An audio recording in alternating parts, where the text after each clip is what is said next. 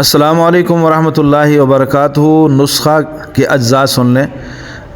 4 gram رس کپور، اسے کڑھائی میں دھیمی آگ پر چڑھا دیں اور 40 گرام گندھک آملہ سار باریک کر کے چٹکی چٹکی دے کر اسے پلانا ہے۔ یہ جب مکمل طور پر تمام گندھک جذب کر لے تو اسے اتار کر کھرل کریں، اور 1 چاول مقدار خوراک ہے بگندر کے لیے، سوزاک کے لیے، جذام کوڑ کے لیے اور جسم کی تمام خون کی خرابیوں کو درست کرنے کے لیے۔ یہ انتہائی باکمال نسخہ ہے۔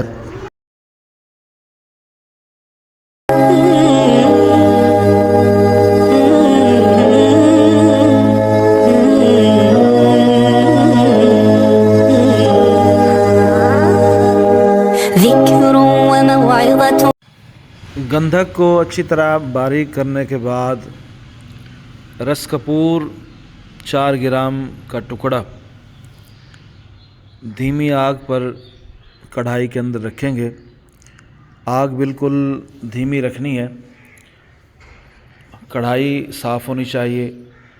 اس میں رس کپور کا ٹکڑا رکھیں گے اور گندھک جو ہم نے بالکل باریک کی تھی غبار کی طرح، اس کی چٹکی چٹکی انشاءاللہ ہم نے پلانی ہے۔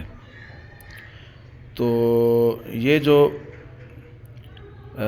رس کپور ہے، یہ رس کپور انتہائی مصفی بن جائے گی اور خون کی تمام بیماریوں کو اللہ کی رحمت سے درست کر دے گی۔ تو یہ میں گزارش کروں گا کہ جو مریض انتہائی پریشان ہیں اور کوئی دوائی انہیں اثر نہیں کر رہی، تو انہیں یہ دوائی بنا کر استعمال کرانی چاہیے۔ رس کپور پر گندھک آملہ سار کی چٹکی چٹکی دیتے جائیں اور اس طرح یہ مکمل گندھک پلا دیں۔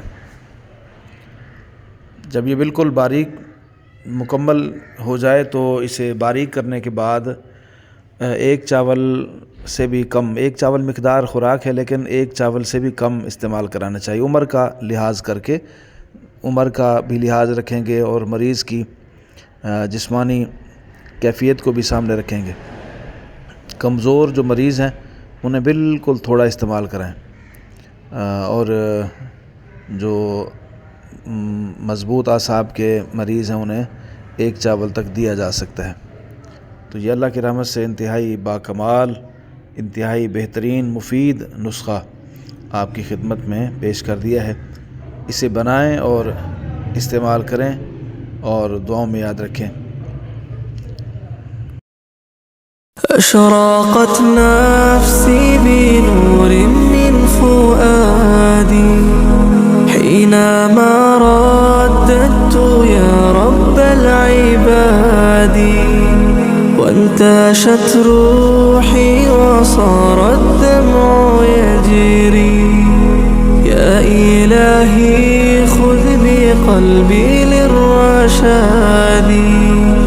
أشرقت نفسي بنور من فؤادي حينما رددت يا رب العباد، وانتشت روحي